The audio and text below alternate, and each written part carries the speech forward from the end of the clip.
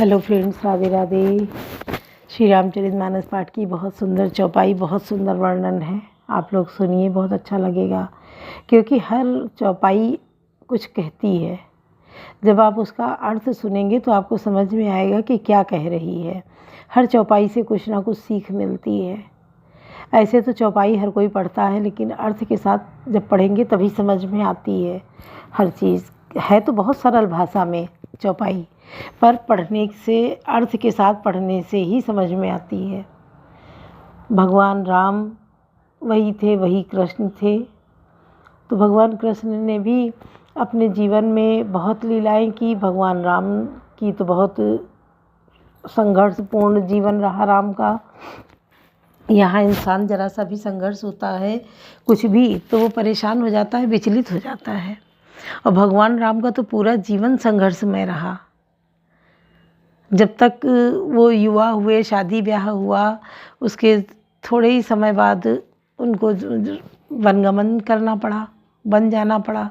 वहाँ कैसे कैसी सामना करना पड़ा, लोगों से, चीज़ों से, जगह से, क्योंकि वहाँ जंगल की जीवन कोई आसान थोड़ी होता है।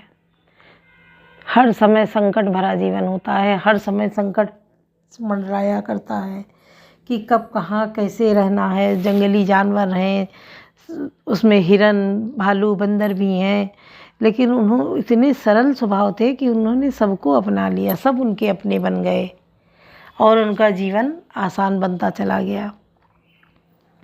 आसान में क्या था, कहीं पानी है, कहीं नहीं है, प्यास लगी है, पानी नहीं है, तो उसकी खोज में चलना है कि पानी किधर मिलेगा, उधर जाना है। और सीता जी भी नंगे पैर, वो भी कहाँ, महलों में पली बड़ी, राजा जनक की पुत्री, और शादी ब्याह करके भी महल में आईं, राजा दशरथ की बहू बन के आईं। और उसके बाद उनको वन में, जंगल में चलना पड़ा, वो भी नंगे पैर। कहीं कंकड़ चुभ जाए, कहीं कांटे चुभ जाएं।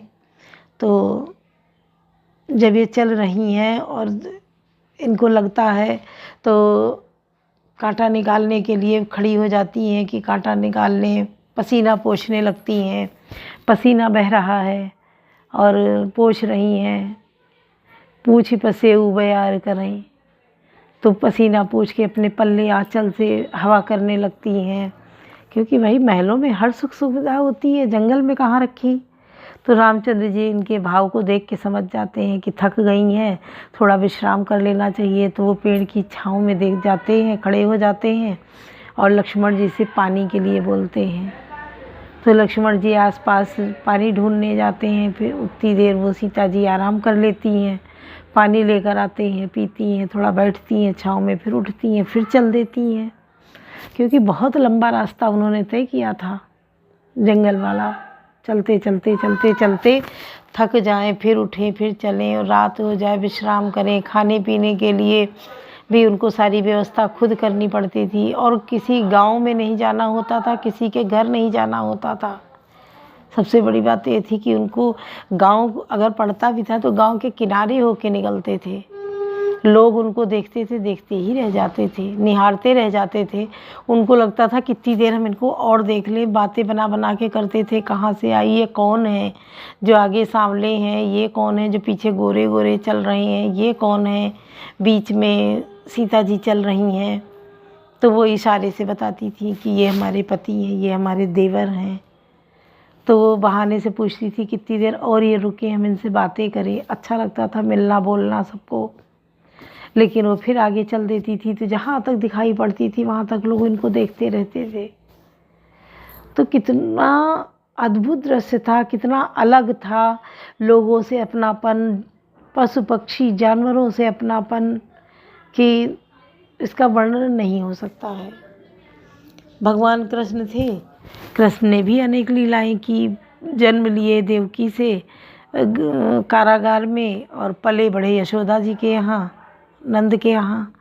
बधाई वहाँ बजी, गाने वहाँ हुए, क्योंकि ये बेटा था और वहाँ उनके बेटी हुई थी। आकाशवाणी हुई कि इस बेटे को नंद के घर पहुँचा दो यमुना पार, वहाँ बेटी हुई है, उसको ले आओ। वो योग माया के रूप में जन्मी थी। तो ये सब भगवान की लीला थी प्रभु की, उनको लीलाएं करनी थी, उसी प्रकार वो अवतरित हुए और जन्म लिए, आके उनको सब अपनी लीलाएं उन्होंने की। तो जब वसुदेव जी गए तो सारे ताले खुल गए, 7 ताले लगे थे, पहरेदार खड़े थे। और भगवान का जब जन्म हुआ उनको ऐसा होना था, सारे ताले खुल गए, सारे पहरेदार सो गए और इनकी हथकड़ी बेड़ी खुल गई वसुदेव की। इन्होंने सूप में रखा भगवान कन्हैया जी को और लेके चल दिए। भादों का महीना था, आधी रात में अमावस्या अष्टमी, अमावस के बाद जो अष्टमी पड़ती है, अमावस के पहले ही भादों की अष्टमी, अष्टमी की काली रात अंधेरी, और उसमें ये लेके चल दिए। पानी बरस रहा था और जब लेके यमुना नदी में उतरे तो वहाँ यमुना नदी बढ़ती ही चली जाए और इनके दिमाग में बस ये बात कि हमको कैसे भी इसको पहुँचाना है, वहाँ सुरक्षित रखना है बच्चे को। ये लिए चले जा रहे हैं, ना पानी का जल स्तर बढ़ता ही चला जा रहा है, उनके गले तक पानी आ गया, हिलोरे ले ले के उनके नाक मुंह तक छूने लगा, क्या करें, लेकिन वो बढ़ते चले जा रहे हैं। तो उनके ऊपर नाग ने छाया कर ली कन्हैया जी के ऊपर, और जब यमुना नदी भगवान कृष्ण के पैर छूना चाहती थी, इसलिए जल स्तर बढ़ रहा था। भगवान कृष्ण जान गए ये बात, उनको लगा वसुदेव जी परेशानी में आ जाएंगे, तो उन्होंने अपना पैर निकाला और जल की तरफ लटका दिया और लहर आई, लहर से छू लिया जल, पैर छू के बिल्कुल यमुना जी शांत हो गई, बहुत कम हो गया पानी का स्तर। गए वसुदेव जी, वहाँ वो लेटी हुई थी यशोदा जी, उनके बगल में बेटी थी, वो भी सो रही थी क्योंकि लीला थी, सब सो रहे थे। वहाँ इन्होंने जाके कन्हैया जी को लिटा दिया और उस बिटिया को उठा लिया, ले आए, फिर वापस आ गए इसी कारागार में। जब आ गए तो फिर से हथकड़ी बेड़ी लग गई, ताले लग गए और सारे पहरेदार जग गए। बच्चे की रोने की आवाज़ हुई तो तुरंत कंस के पास खबर गई कि बच्चा हुआ है। कंस तुरंत आता था, जैसे बच्चे के होने की खबर जाती थी वो आके उन सबको, मतलब हर बच्चे को लेके और पटक के मार देता था। तो तुरंत कंस आ गया और जब आया तो देखा बेटी है, तो कहने लगा कि ये तो बेटी है, और आकाशवाणी हुई थी कि 8वें पुत्र के द्वारा तू मारा जाएगा, पुत्र कहाँ है। तो ये लोग मतलब रोने लगे कि मत मारो, हमारा यही बच्चा है और कहाँ जाएंगे, हथकड़ी बेड़ी लगी हैं और कैसे पहरेदार हैं सब। तो उन्होंने उसको भी पटक के मारना चाहा, वो वही दीवार पे पटक देता था, पूरा खून की छींटें फैल जाती थी। तो इस कन्या को भी उसने वही किया, पटक के मारना चाहा, कन्या उड़ गई, उसके हाथ से छूट गई, ऊपर चली गई और कह गई कि पापी कंस, तू जिसको मारना चाहता है वो तो पहले ही गोकुल पहुंच चुका है, तू उसे क्या मारेगा। कह के वो योग माया थी, वो विलीन हो गई, ऊपर पहुंच गई। अब ये बड़ा परेशान, इसने आदेश दिया कि जितने बच्चे हैं, ये 2 दिन के अंदर जितने बच्चे पैदा हुए हैं सबको मार दो। तो उसने पूतना को भेजा, बहुत सारे उपाय कर डाले, पर वो भगवान थे, उनको कौन मार सकता है। वो तो दीन बंधु भगवान, उन्हें कौन मारन वाला है, भगवान थे। तो सुनिए। सुकाज कठिन जग माही, जो नहीं हो तात तुम पाई, राम ही प्रेम समेत लगे, सकिन समीप बुलाई, सीता मातु सने बस बचन काई बिल खाए, कवन सुकाज कठिन जग माही, जो नहीं हो तात तुम पाई। श्री रामचंद्र जी को वात्सल्य प्रेम के साथ देखकर और सखियों को समीप बुलाकर सीता जी की माता स्नेह बस बिलक कर विलाप करती हुई सी ये वचन बोली, सखी सब कौतुक देख निहारे, जेऊ कहावत तू हमारे, को न बुझाई काहे गुरु पाई, ये बालक हसी हठ बल नाही। हे सखी, ये जो हमारे हेतु कहलाते हैं वे सभी तमाशा देखने वाले हैं। कोई भी इनके गुरु विश्वामित्र को समझा कर नहीं कहता कि ये राम जी बालक हैं, इनके लिए ऐसा हठ अच्छा नहीं। जो धनुष रावण और बाण जैसे जगत विजयी वीरों के हिलाए न हिल सका, उसे तोड़ने के लिए मुनि विश्वामित्र जी का राम जी को आज्ञा देना और राम जी का उसे तोड़ने के लिए चल देना रानी को हट जान पड़ा। इसलिए वे कहने लगी कि गुरु विश्वामित्र जी को कोई समझाता ही नहीं। रावण बाण छुआ नहीं चापा, हारे सकल भूप करिदापा, सो धनुराज कुंवर नगर देही, बाल मराल की मंदर ले। रावण और बाणासुर ने जिस धनुष को छुआ तक नहीं और राजा घमंड के करके हार गए, वही धनुष इस सुकुमार राजकुमार ने हाथ में दे रहे हैं। हंस के बच्चे को कहीं मंदराचल पहाड़ उठा सकते हैं। भूप सयानब सकल ऋषि रानी, सखी विधि गति कछु जानी न जानी। बोली चतुर सखी मृदुबानी, तेजवंत लघु गनी नरानी। और तो कोई समझा कर कहे या नहीं, राजा तो बड़े समझदार और ज्ञानी हैं, उन्हें तो गुरु को समझाने की चेष्टा करनी चाहिए थी, परंतु मालूम होता है राजा भी सारा सयानापन समाप्त हो गया है। हे सखी, विधाता की गति कुछ जानने में नहीं आती। यूँ कहकर रानी चुप हो रही। तब एक चतुर राम जी के महत्व को जानने वाली सखी कोमल वाणी से बोली, हे रानी, तेजवान को देखने में छोटा होने पर भी छोटा नहीं गिनना चाहिए। कहाँ कुंभज कहाँ सिंधु अपारा, सोचो सुजसु सकल संसारा। रविमंडल देखत लघु लागा, उदयता सुति भुवन तंबागा।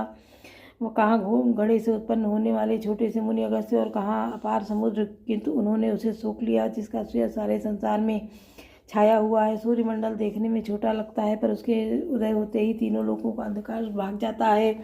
कवन सुकाज कठिन जग माही, जो नहीं हुई तात तुम पाही। मंत्र परम लघु जासु बस, विधि हरिहर सुर सर्व। महामत गजराज कहूँ, बस कर अंकुश खर्ब। कवन सुकाज कठिन जग माही, जो नहीं हो तात तुम पाही। जिनके वश में ब्रह्मा विष्णु शिव और सभी देवता हैं, वह मंत्र अत्यंत छोटा होता है, पर महान मत वाले गजराज को छोटा सा अंकुश वश में कर लेता है। काम कुसुम धनुषायक लीने, सकल भुवन अपने बस कीने। देवी तजिय संसौ वस जानी, भंजब धनुष राम सुन रानी। कामदेव ने फूलों का ही धनुष बाण लेकर समस्त लोगों को अपने वश में कर रखा है। हे देवी, ऐसा जानकर संदेह त्याग दीजिए। हे रानी, सुनिए, रामचंद्र जी को धनुष को अवश्य ही तोड़ेंगे। सखी वचन सुनि भय परती थी, मिटा विषाद बड़ी अति प्रीति। तब राम ही बिलो की भय देही, सभय हृदय बिनुवत जही तेही। सखी के वचन सुनकर रानी को श्री रामचंद्र जी के सामर्थ्य के संबंध में विश्वास हो गया। उनकी उदासी मिट गई और श्री राम जी के प्रति उनका प्रेम अत्यंत बढ़ गया। उस समय श्री रामचंद्र जी को देखकर सीता जी भयभीत हृदय से तिस देवता से विनती कर रही हैं। मन ही मन मनाव कौलानी, हों प्रसन्न महेश भवानी। करऊँ सफल आपन सेवकाई, करी तू जरूँ चाप गरु आई। वे व्याकुल होकर मन ही मन मना रही हैं कि हे महेश भवानी, मुझ पर प्रसन्न होइए। मैंने आपकी जो सेवा की है उसे सफल कीजिए और मुझ पर स्नेह करके धनुष के भारीपन को हल्का हर लीजिए। गणनायक वरदायक देवा, आजु लगे कीन्यु तू सेवा। बार बार विनती सुन मोरी, करऊँ चाप गुरुता अति थोरी। हे गणों के नायक, वर देने वाले देवता गणेश जी, मैंने आज ही के लिए तुम्हारी सेवा की थी। बार बार मेरी विनती सुनकर धनुष का भारीपन बहुत ही कम कर दीजिए। कमन सुकाज कठिन जग माही, जो नहीं हूँ तात तुम पाही। देखी देव की रघुवीर तन, सुर माधव दरिधीर। भरे बिलोचन प्रेम जल, पुलकावली शरीर। कवन सुकाज कठिन जग माही, जो नहीं हूँ तात तुम पाही। श्री रघुनाथ जी की ओर देख देख कर सीता जी धीरे धर कर देवताओं को मना रही हैं। उनके नेत्रों में प्रेम के आंसू भरे और शरीर रोमांच हो रहा है। नीके निरखि नयन भरि शोभा, पितुपन सुमिरि बहुरी मनु शोभा। तात दारुनि हठिसानी, समुझत नहीं कछु लाभ न हानि। अच्छी तरह से नेत्र भरकर श्री राम जी को शोभा देखकर फिर पिता के प्रण का स्मरण करके सीता जी का मन क्षुब्ध हो उठा। वे मन ही मन कहने लगी, अहो पिताजी ने बड़ा ही कठिन हठ ठाना है, वे लाभ हानि कुछ भी नहीं समझ रहे हैं। सचिव सभय सिख देई न कोई, बुद्ध समाज बड़ा अनुचित होई। कहाँ धनुकुल सऊचाई कठोरा, कहाँ श्यामल मृदुगात किशोरा। मंत्री डर रहे इसलिए कोई उन्हें सीख भी नहीं देता। पंडितों की सभा में यह बड़ा अनुचित हो रहा है। कहाँ तो वज्र से भी बढ़कर कठोर धनुष और कहाँ ये कोमल शरीर किशोर श्याम सुंदर। विधि के ही भांति धरूर धीरा, सिरस सुमन कन बेदी हीरा। सकल सभा कह मति भय भोरी, अब मोहि शंभु चाप गति तोरी। हे विधाता, मैं हृदय में किस तरह धीरज धनु सिरस के फूल के कण से कहीं हीरा छेदा जाता है। सारी सभा की बुद्धि भोली बावली हो गई है। अतः हे शिव जी के धनुष, अब तो मुझे तुम्हारा ही आसरा है। निज जड़ता लोगन पर डारी, हुई हरू रघुपति निहारी। अति प्रदितापसी मन माही, लव निमेष जुग सय समना जाही। तुम अपनी जड़ता लोगों पर डालकर श्री रघुनाथ जी के सुकुमार शरीर को देखकर उतने ही हल्के हो जाओ। इस प्रकार सीता जी मन में बड़ा ही संताप हो रहा है। निमेष का एक लव अंश भी 100 युगों के समान बीत रहा है। कवन सुकाज कठिन जग माही, जो नहीं हो तात तुम पाही। प्रभु चितय पुनिचित मयि राजत लोचन लोल खोलत मन से जमीन जुग जन विदु मंडल डोल कवन सुकाज कठिन जग माही जो नहीं होई तादु तुम पाई। प्रभु श्री रामचंद्र जी को देखकर फिर पृथ्वी की ओर देखती हुई सीता जी ने के चंचल नेत्र इस प्रकार शोभित हो रहे हैं मानो चंद्रमंडल रूपी डोल में कामदेव की दो मछलियां खेल रही हों। बोलो सियावर रामचंद्र की जय, पवन सुत हनुमान की जय, लाडले लखन लाल की जय।